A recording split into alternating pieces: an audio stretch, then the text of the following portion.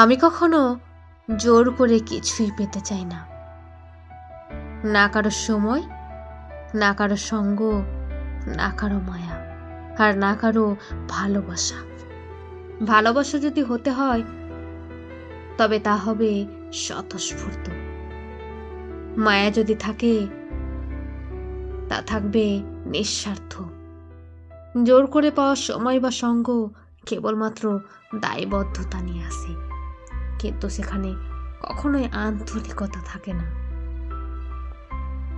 আমি সেই ভালোবাসা চাই যেখানে চাপ নেই, যেখানে মায়া আসে নির্ভরতার সঙ্গে। জোর করে পাওয়া সবকিছুই অস্থায়ী, কিন্তু যার আশা হয় মন থেকে তা চিরস্থায়ী হয়ে হৃদয়ে জায়গা করে নেয়।